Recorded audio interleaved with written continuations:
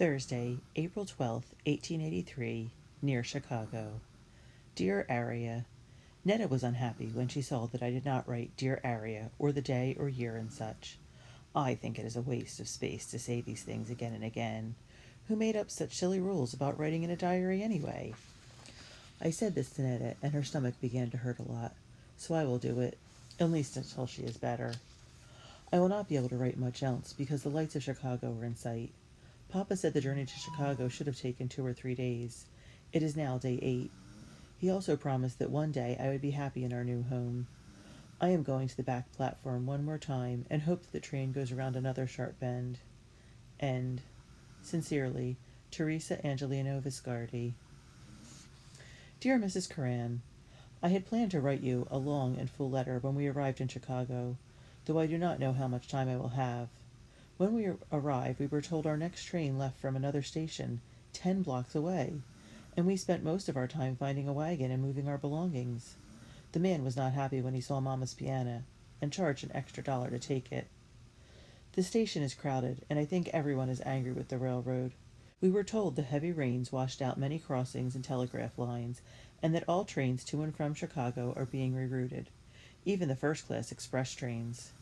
A man in a silk-top hat shook his cane at a porter and demanded that he get his train moving this very instant. The porter tipped his cap in a very dignified manner and said, "Yes, sir, and I will personally pull it across the river as well," and then walked off shaking his head. I am writing in the diary you gave me, though not every day as I had hoped. I will try to do better. I have worked on my ible and able words and have filled a page with each. Netta said what I was doing was very admirable, though my penmanship was sometimes not very legible. She is ill, so I did not say a word in reply. Netta has let me use her pocket dictionary, and I have looked up several words in this letter to be sure their spelling is correct. I will close now and send this to you from here. Papa says it will be another lifetime before the railroad men have the train made up, which I think means that it will be another hour or so before we can board, and then it will be on to Watertown, in the Dakota Territory. Your former student, Teresa Viscardi. Friday, April 13th, 1883. Somewhere between Chicago and Joliet. Dear Aria, the train is racing along. Uncle Eugenio said we would get to Joliet in less than an hour, and it is over 40 miles from Chicago. Except for Nana, who is upset because we did not have enough time in Chicago to find a shop that sells crusty bread or salamis or the herbs she needs for her cooking. Everyone seems happier now that the train is going fast. Even the new conductor we have is cheerful. He came into our car and announced, "Welcome to the Burlington, Cedar Rapids and Northern Railroad," and told us that to make up time, Joliet would be the only stop in all of Illinois, except for Rock Island, the last stop in the state. Then he tipped his cap and told us to have a nice day. Mama was so surprised, she said, "Imagine that, an American!" Sincerely, Teresa Angelino Viscardi. Still Friday, April 13th, 1883. Passing Manuka. Dear Aria, saw a strange sight today. Just outside of Manuka, there was a large team of horses, 40 or more, and men, maybe 50 of them, all pulling a 2-story house down the road. The house was up on a platform with log-wood runners and was sliding along the dirt road. A boy sitting on the rooftop waved a red flag at the train. Wouldn't it be nice if we could take our building on Wooster Street to the Idaho Territory with all our friends inside? End. Sincerely, Teresa Viscardi. Friday, April 13th, 1883, in Illinois. Dear Aria, I am feeling much better, thank you, and so are Papa Ernesto and Aunt Marta. A few people are still sick, so the door to the convenience is always opening and closing. Bang, bang, bang. Nana scolded Teresa for putting her shoes on the back of the seat. And when Teresa said, "But Nana," Nana snapped. "Stop with this American way of saying things. It's Nana. Call me Nana. Here in America it is Nana," Teresa said fiercely, and then stared out the window. Teresa looked angry, so I read from the Shaker Almanac where it says, "A despondent person ought never to eat bluefish." Teresa tried to stay angry, but could not. First she giggled, then she laughed out loud. Nana said something about girls laughing too loud, and Teresa laughed even louder. The Shaker Almanac is wonderful medicine, I think. Yours in sickness and in health, Antoinetta. Friday, April 13th, 1883, in Illinois. Dear Aria, I was just wondering if I would ever grow up into being an Antoinetta, or if I would be a Netta all of my life. Teresa said stop thinking such silly things, but I do not think it is so silly. Yours, Antoinetta. Friday, April 13th, 1883, over the Mississippi River. Dear Aria, we are on a great stone and steel bridge that crosses the Mississippi River. The train is creeping along, and the bridge is making terrible noises, but not so loud that I couldn't hear Mr. Hess tell Liam of the Irish Brigade that a bridge just like this one fell down in Scotland with a train on it. Mamma says it is not ladylike to listen to other people talking, but I noticed that right after Mr. Hess said this, Mamma crossed herself. I did too. I learned to spell Mississippi from a sign in Rock Island for Mississippi tasting whiskey, not a headache in a gallon. End. Sincerely, Teresa Viscardi. Same, but in Iowa somewhere. Dear Aria, Mr. Wilson Anderson comes through our car every day to answer questions about opportunity. There are not many questions, really, just pleasant nods, hellos, and such. Even Mr. Hess, who has hundreds of things to complain about the rest of the time, is very quiet around Mr. Anderson. Everyone is impressed by him, and when he talks about Mr. Keel's vision of the town, and the forests and streams and good growing soil in Idaho, it all seems real and much different from the prairie we are crossing now. Papa even began telling us what sort of crops he might plant. John Wilson Anderson has begun to appear with his father, and Netta said she caught him looking at me once, whatever that means. Netta says she wants to say something important to you, so I will end here. Sincerely, T.A.V. Friday, April 13th, 1883, in Iowa. Dear Aria, I have decided that I like being Netta and do not want to change into an Antoinetta. I will continue to sign my name Antoinetta. I think it looks and sounds elegant and will be useful if I ever meet a king. Yours, Antoinetta. Dear Francesca, the train is still moving. Unfortunately, it is moving west, and New York and you are farther and farther away. There has been much talk in the train about Indians and buffalo and wolves since we left Chicago, but all we have seen here in Iowa are great square fields of corn stubble, tiny towns, sturdy barns, and unpainted farmhouses, and lots of cattle, horses, and chickens, and a few pigs. Papa said the only thing flatter than Iowa is the top of a straw hat, but I don't think that is true. The flat part, I mean. There are lots of little hills and gullies, wave after wave of them, though there aren't many trees in sight. Everyone in the car is tired and quiet today. Even the boys have stopped play shooting each other. The sun is out at last, and makes it very warm in here. Today I saw a farmer and his dog on a red and green wagon. The dog barked at the train and wagged his tail, but the farmer didn't look up or tip his hat hello. He stayed hunched over, flicking the reins to keep his horses moving. I hope the people in the Idaho Territory are as friendly as the dogs in Iowa. I miss you and everyone there, and think of you and home every day, every minute of every day, every second of every minute of every day. Love from your friend in almost flat Iowa, Teresa. Monday, April 16th, in Esterville. Dear Aria, I have not written in a while. The reason, I have not had anything to say. Uncle Eugenio told me we had crossed about 300 miles of Iowa, but it felt like 1,000 to me. I liked looking at the land and the farms for the first 100 miles, but after that I had to agree with Papa. Iowa is flat.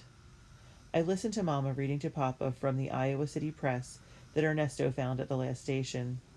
I was tired, and Mama's whispering voice did not help keep me awake. She does not want others to know Papa can't read. She was reading about the murder trial of a man named Alfred Packer, but I can't recall any details, other than that he was called the Ghoul of San Juan's. I must have fallen asleep, because that is all I remember of Saturday. Sunday was the same, except that Ernesto and Netta had a fight, and Nana scolded her, and Mama scolded him. I almost said, "Imagine that," out loud, but Papa was looking at me and shaking his head, so I managed to hold my tongue, but only just barely. The train got to Esterville in the middle of the night. All I remember is Mama whispering to Ernesto not to worry about the grunting, snorting sounds. Sometimes I wish that she would whisper to me like that. When I woke up, I saw what was making those strange noises. We were on a track next to a pen of longhorn cattle, and they did not seem happy to be in Esterville either. Netta said something about the noise to the conductor, and he told her they never stopped, day or night. Then he said, except for when the meteorite hit 4 years back. Boom, boom, boom. 3 mighty explosions it made just before it hit the Severlee farm. So loud even the cattle got quiet. Dead quiet. For the longest while. Maybe even a minute. Netta was not sure the story was true. And Papa said be careful, since people in places where the land is big sometimes make up big stories to match. I believe the conductor, because he has been very nice to us all the way from Chicago. I said this to Papa, and Nana, who seems to hear everything, even when said in American, said, even the wolf can smile when he wants to. I am writing this on the platform, where we are waiting for a new engine that will take us to Watertown in the Dakota Territory. Mr. Wilson Anderson and John Wilson Anderson are going from family to family and are almost here, so I will stop writing to say hello. I am so angry with Nana and everyone else, except John Wilson, that is. John Wilson didn't do anything except say hello. When he came to my family, I stopped writing and waited my turn. He said hello to Nana, then Mama and Papa, and even bowed a little. Then Ernesto and Netta and even baby Tomas. I thought I would say something clever to him about standing on car platforms, but when he came to me, he didn't say hello. He said, "Are you excited to be going to Watertown?" I opened my mouth to answer, but when he smiled at me and looked directly into my eyes, all I could do was stammer, "No, I mean yes, in a way, but not." Then I looked down at the dust on my shoes. That's when Nana said in Italian that hello and yes would have been enough, and added something about a hen being too bold around the rooster. And Papa said it was all right and that things are different in the West. And Nana looked fierce and said, Americanate, and pointed at John Wilson. And then Mama said something to Nana, and then everybody was upset and talking back and forth, all in Italian. John Wilson looked so confused, and I kept staring at my shoes and wishing they would go away. Nana, Papa, and Mama, not my shoes. Of course Netta had to say something, and I was so embarrassed by it all that I shouted at her, which was a mistake because Netta started on me. Uncle Eugenio and Aunt Marta and Rosaria came to see what was wrong, and I noticed John Wilson backing away from us, and I don't blame him, and disappearing into the crowd. I don't even have to wonder what he thinks. He thinks I am a silly little girl with a crazy family, and he is right about my family. The end. TAV. Tuesday, April 17th, and still in Esterville. I was too upset and embarrassed to write anything else yesterday, so I sat in the car by myself, wishing I was back on Wooster Street. Then I made the mistake of looking in the Shaker Almanac, where it talks about the meaning of the shape of the nose. I found my nose, and it said, "Such noses belong to selfish, treacherous, and dishonest people. Avoid such faces if you value your happiness." Do you think John Wilson knows this about my nose, too? I do not want to read, write, or think anything more. End. TAV. Tuesday, April 17th, 1883, in Esterville. Dear Aria, Teresa has been very mean. I wanted to write in you yesterday, and all she said was, "Go away." When I asked why, she said it was none of my business, and would not say another word. I did not have to read what she wrote to know why she was sad, but that is no reason to keep me from you, is it? But I think she is over it all now. John Wilson was watching the cattle when he saw Teresa in the car and smiled and waved to her, as if yesterday had not happened. She waved and smiled back. I know because I was nearby and could see both of them. After John Wilson walked away, Teresa left the car, and I was able to find you on the seat. I do not think it is a good thing to leave you out like that. I think John Wilson's smile might have made Teresa forgetful this time. At least it made her forget that she was sad. I wanted to write about what happened yesterday. The engine that was going to take us to Watertown came right up to us, but before it was attached to the opportunity cars, the station master ran out and said something to the engineer. Then the engineer backed his engine up until he came to a long line of cattle cars. There was a lot of loud talk, and even our conductor was angry that the cattle would be moved ahead of us. Our conductor and Mr. Anderson started arguing with the station master, and a crowd gathered around to listen, but I could not hear. That is when I remembered how Uncle Eugenio told Papa that people out west act different and are not always polite, and that we had to be like that sometimes if we were going to survive. He did not mean us children, of course, but I decided that this one time it was all right, so I pushed and squirmed until I was right next to our conductor. The cattleman paid off the station master and engineer to get the engine. The station master called it a special haulage fee, but our conductor called it a bribe, and Mr. Anderson said he was going to report it to the railroad officials. The station master didn't care. They were still arguing when I pushed and squirmed my way out and told everyone what had happened. It felt good to be the first to deliver the news. Mamma says, "That means we have time to make a nice supper," and I got to help her and taste all the things first. Yours, Antoinetta. P.S. We did get an engine later, a very old one, with a tall smokestack that belched out so much smoke and sparks and fire that Nana said it must be what the door to hell is like. Wednesday, the 18th.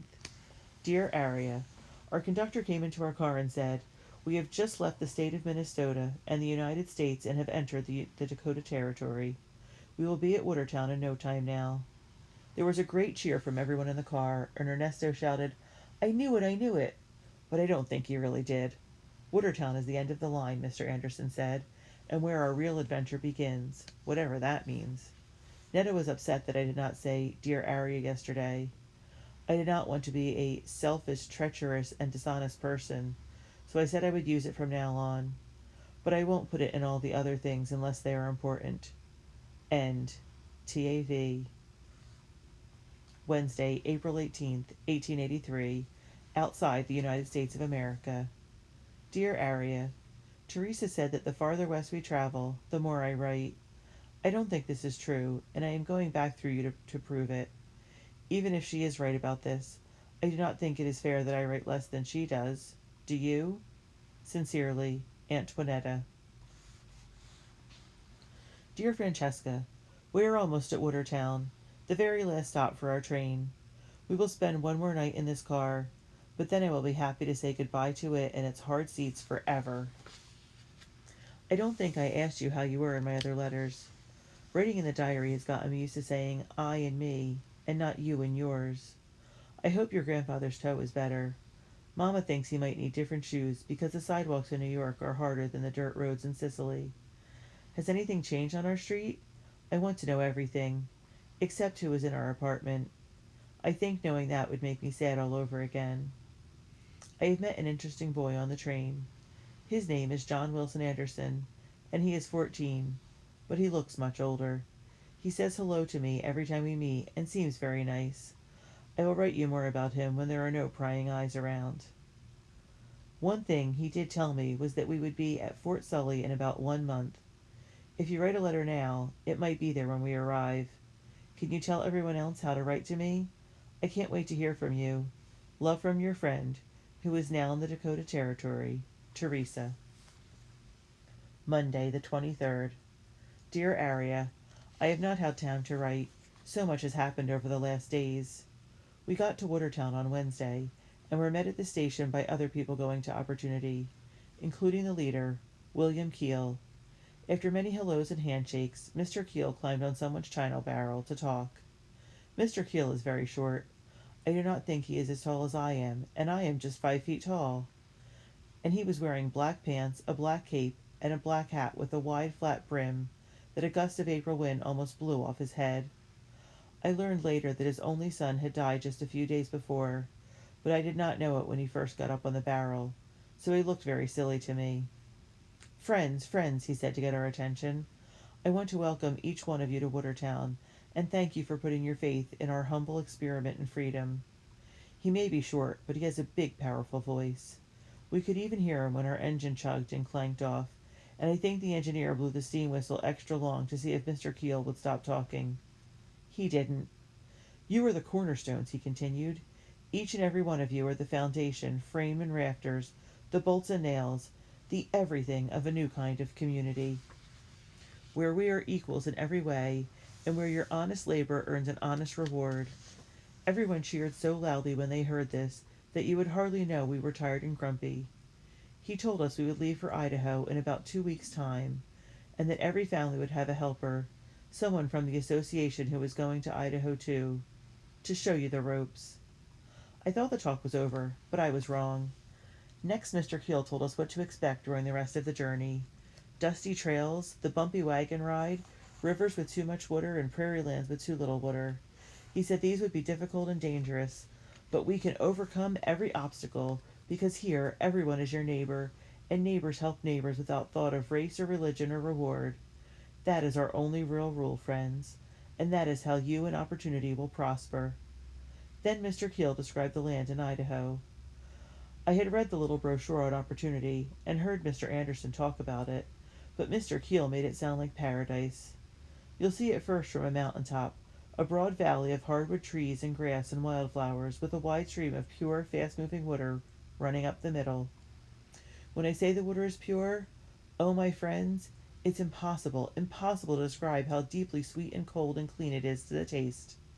And the soil, 2 feet and more of topsoil so black, so rich with promise, that when you smell a handful, and here he made believe he had scooped up some dirt, and was smelling. Then he added, you'll have no trouble imagining fields of tall corn and wheat, acres on acres, and cabbage and carrots and potatoes. Papa was staring at Mr. Keel, a smile on his face, the first I'd seen in a while, and Mamma was holding his hand and leaning her head against his arm. Both of them imagining, I guessed. Nana was also smiling and nodding in approval, and even Ernesto and Netta were actually listening. I had to admit that the scene he was painting sounded beautiful. It's been there millions of years, friends, waiting for us to touch it with our plows and axes, our hopes and dreams, Mr. Keel added. And it is there now, waiting for you. When he finished, everyone cheered and clapped. I did too, though I have to admit I felt guilty, as if I had betrayed Francesca and everyone else back home. Our helper came the next morning. Name's James, he said, and tipped his hat. "'Ceptin' everybody calls me Shep." He had to repeat what he had said several times before he puzzled it out, and even then Nana was confused. "What's this about a ship?" she asked Mamma in Italian, and when Mamma explained that we were to call him Shep, Nana wanted to know why we needed a shepherd. Of course, Shep had a hard time understanding Papa's and Mamma's American, but Ernesta, Netto, and I were there to explain things. After this, Shep took Papa to the stock pens to pick out 2 oxen in a wagon. I volunteered to help everyone understand each other, but Mamma shook her head no, and said it was too dusty and rough and that Ernesto would go. Mamma made it clear that we had a lot to get ready, we meaning the women and girls, and that she needed me, but I wish she needed Ernesto more than me. This time, anyway. So we packed up everything in the railroad car and left to meet Papa, Ernesto, and Shep, Netta carrying Tomas, while Mamma, Nada, and I carried bundles of clothes, food, and other things. Later, Papa and Shep were to go back and get Mamma's piano and the bigger things. Watertown is not very big. A few brick buildings, but mostly small wooden boxes with big signs over the door telling what's sold inside. Some are nothing but tents with wooden fronts. I counted 4 saloons, 1 jail, 3 dry goods stores, 3 lawyers, 2 barber shops, a bank, 3 blacksmiths, a bakery, 3 boarding houses, a drugstore, and 4 real estate offices, plus other stores on some side streets. There was hammering and sawing going on everywhere, so there were probably 2 or 3 more buildings there by now. We went with Aunt Marcia, Rosaria, and the other women from our street, so we made a real parade. 21 in all, counting the babies. Some blocks had wooden sidewalks. Most didn't, so we marched right up the dirt street, bundles, babies, and all. Everyone in the town stopped to stare, and a few pointed and said things, though I did not hear what, except when one man said, "Well, looky here, a regular herd o' Italians." Mamma thinks such people are common, and that we should ignore them, but Nana stared back and kept asking what they were looking at. In Italian, of course, so they just stared harder. All of the stares made me uncomfortable. I noticed how different our clothes and hair and shoes were from theirs, and that our things were soiled and wrinkled from the trip. Netta didn't seem to notice, though. She kept on smiling and saying hello to everyone she met, until a group of boys shouted, "Where's your monkey, girlie?" You should have heard what Netta told those boys, and she probably would have gone after them if she wasn't holding Tomas. Aunt Marta said, "That one has picked up some bad ways from her sister," and Rosaria nodded in agreement, of course. I felt my face flush, and my mind started to race. But then Mamma said, "They speak up for themselves. We could learn something from them." Aunt Marta sputtered, and then she and Mamma exchanged words all the way through town, with Nana reminding them that they should set a proper example. I didn't listen after a while. I was thinking that Mamma had said one of the nicest things about me ever. We followed a dirt road out of town and met Papa, Ernesto, and Shep and the wagon in a field near a stream. Our wagon lacks paint, and the cover is old and patched, but Shep says it has things that are more important, like wide wheels that won't sink in the soft ground. The two oxen snorted and stamped the ground a lot, but they seemed gentle otherwise. Papa also got a milk cow, so Tomas will have milk, but it was not part of the association agreement, so Papa had to pay $35 extra for it. "E caro," he kept mumbling. "So expensive." But Shep said, "Plenty of free grass between her and Idaho, so running her'll be cheap enough." Shep patted our oxen, which are named Zephaniah and Redtop, and he said, "Real pullers, both of 'em. And smart." Shep planned to ride his horse to opportunity, but if he had a wagon, he said, he would want these two oxen to be pulling it. Then he climbed up onto the wagon, took a long stick in his hand, and gently tapped each ox on the rump, barking out, "Come up, boys, come up, come up." Both oxen lowered their heads and immediately started walking forward slowly. After a while, Shep yelled, "Gee, gee, gee," and they turned right without Shep lifting a finger. He went, "Haw, haw, haw," and they turned left. Shep marched them around like that for a while, with all of us trooping along, and when he had them back to where he started, he yelled, "Whoa, whoa, whoa," and they stopped. Aside from tapping them at the start, he never touched them, and he hardly flicked the reins the way I see drivers do in New York. "See," Shep said after he got down, "smarter'n any horse I know. And they don't know me from Adam. You're a lucky man, Mr. Viscardi. When they get to know you a little, you won't even have to yell out nothing." Papa had such a big smile on his face, you would think he had won a prize. All through the day, wagons came from town, lining up side by side with enough room between for our tents. The Grosso family is on one side of us, the Cardis on the other, with the Orlandos next to them. Uncle Eugenio went on the other side of the Orlandos, even though he could have squeezed in next to us, which I think was Aunt Marta's idea. Later I counted 54 wagons, white top Shep called them, plus a number of other farm wagons and carts, and spare horses and oxen and beef cattle for the journey. Most people had 4 horses pulling their wagons, Uncle Eugenio among them. Mr. Wilson Anderson came by to see how we were doing, and John Wilson was with him. Just turn the page and realize it is the last one in diary. We, have almost written you empty, and I will try to be, as Mrs. Curran says I never am, brief and to the point. John Wilson has changed from his traveling clothes into dungarees, boots, a check shirt, and a wide-brimmed hat. He looked older, and I was going to tell him so, but he hardly paid any attention to me. Instead, he talked with Shep about the oxen, while Mr. Anderson talked with Papa about what we needed for the trip. Ernesto and Netta climbed all over the wagon, while Mamma and Nana peered inside and said again and again that it was too small. I had to take care of Tomas and felt left out. I let Tomas pat Zephaniah and told myself to stay quiet and calm. This is the very end of the Friday the 27th. Dear Aria, found another diary book at the Chinese store in Watertown. It cost 5 cents. Mama was with me and said that 5 cents was a lot, but the Chinaman offered to stitch the old and new books together, and then Mama thought the price was fair. Nana said the paper is too thin.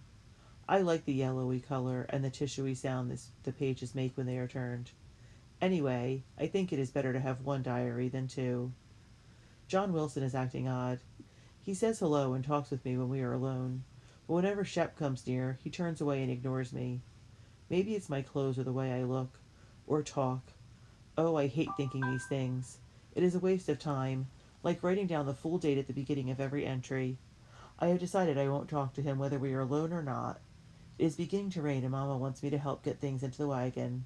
No letters at the post office. Everyone has forgotten me. And TAV. Sometimes I wish Nana would, I don't know, leave me alone. I had just finished writing, and she asked why I had such a long face. So I told her about not getting any letters and missing my friends from home.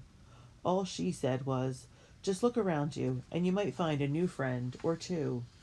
Easy to say, but hard to do. And I told her, and she said, if you play alone, you will never lose, which was her way of saying I'm just scared. Then she added, your sister doesn't wear a long face. She goes up and says hello, and if she gets a hello back, she has another friend.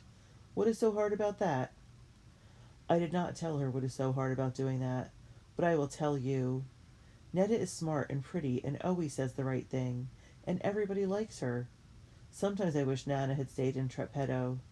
I am going to imagine Francesca writing me a long letter, and maybe that will make me feel better. And again, TAV. Saturday, the 28th. Dear Aria, it is raining. Mr. Keel said living out of our wagons until we leave Watertown would give us a taste of life on the trail. So far, it tastes cramped and soggy, with Papa, Mama, Tomas, and Ernesto sleeping in the tent, and the rest of us stuffed inside the wagon, which is a tight fit because of Mama's piano. And Shep said we haven't even gotten in all of our supplies. Netta wiggles and squirms so. Nana says it is a sign of a sinful mind, but I think it is just Netta. Already 2 families have decided not to go to Opportunity, and I think they are very smart. John Wilson did not stop by today, even though he said he would, but I am not going to think about him. End. TAV. Saturday, April 28th, 1883, from Under the Wagon. Dear Aria, I went up and down the line of wagons the other day. Mr. Keel has 3 wagons and a small coach in which his wife and sister will ride. I learned that from a man who was painting one of Mr. Keel's wagons all black. I said that the black looked sad, and the man told me it would be carrying the body of Willie Keel all the way to Idaho. I decided not to ask the man any more questions. Next, I met a girl named Dorothy, and I helped her take care of her brothers and sisters. They ran around so much that I could not even count how many there were. Dorothy said that she had counted 15 dogs and 8 cats going to Opportunity, plus 1 raccoon, 1 snake, 1 mouse, and 2 green and yellow birds, named Moses and Betty. Tomas is crying. Sincerely, Antoinetta. P.S. It is good to be writing again. Another P.S. for Teresa. I am no prettier than you, and no smarter, though it is true I am a better speller. And if I always say the right thing, why is it that Mamma and Nana are always correcting me? And I miss my friends from home just as much as you do. Only they would want me to have fun, so I do. And if a boy treated me like that, I would find another. He does not laugh very much anyway, so what fun can he be? Saturday, the 29th. Dear Aria, there must be a diary rule that says you can never, ever read what someone else has written, even if you know about the Shaker Almanac, and that you should mind your own business, especially about boys. Do you hear? It is raining hard, and our little world is wet, wet, wet. Hair, clothes, books, and spirits. Said prayers, helped Mama patch holes in canvas, wrote letters home, said more prayers to get the rain to stop. Helped Mama, helped Nana, read a chapter from Ernesto's Lives of the Presidents of the United States of America. Listened to Mama play sad songs on her piano. Tomas coughed and cried a lot. Netta named the milk cow the Empress Christina, but I am still the one who has to milk her. No visitors, so I pictured our street on a rainy spring afternoon. That was my day. End. TAV. Dear Francesca, why haven't you written to me? I am very lonely and have no one to talk to or tell things to. The boy I mentioned, John Wilson Anderson, has not visited in several days. There is nothing to do except chores and think up silly ways to pass time. The other day Ernesto said he was bored, and Papa went out and bought him a mule to ride, and Papa did not even complain that it cost $20. When I say I am bored, Mama gives me another chore to do. So please write so that I can hear your voice and know that you remember me. I know how much you like the color blue, so I am sending you this flower. I put it inside Ernesto's history book and sat on it during supper to press it. The grass around our wagon is filled with them, and they are a favorite of our oxen. Love, Teresa. P.S. If you were here, I would talk you tired and still have more to say. Write soon. P.P.S. I am going to write to Mrs. Curran and copy it into the diary with yours. Do you mind sharing space with Mrs. Curran? It will be a short letter. Dear Mrs. Curran, we will be leaving here in a few days, and I wanted you to know that I am working on my lessons almost every day. In the morning before breakfast, I read and then write out spelling words. Next, I try to do numbers and read. Later, if there is time, I memorize the spelling and meanings of 5 new words from Netta's dictionary. In the evening, I read geography until there is no light. Mamma tests me on my lessons when she can, which is not often, but enough, I think, to be a help. I try to write in my diary whenever I can, and I think this practice is helping my penmanship. Will you celebrate May with the singing of the flower song as we did last year? I will miss that. How are you, and how is everyone in class? Are the trees green yet? I did not expect it, but we are in a sea of pale green grass and pretty wildflowers, purple, blue, white, and yellow. I still miss the little trees and gardens at home. I have not received any letters, but Mamma said not to worry, and that everyone remembers me. Is she right? She thinks the letters are sitting in Pittsburgh or Chicago, and that we miss them. Please write. Sincerely, Teresa Angelino Viscardi. Monday, the 30th.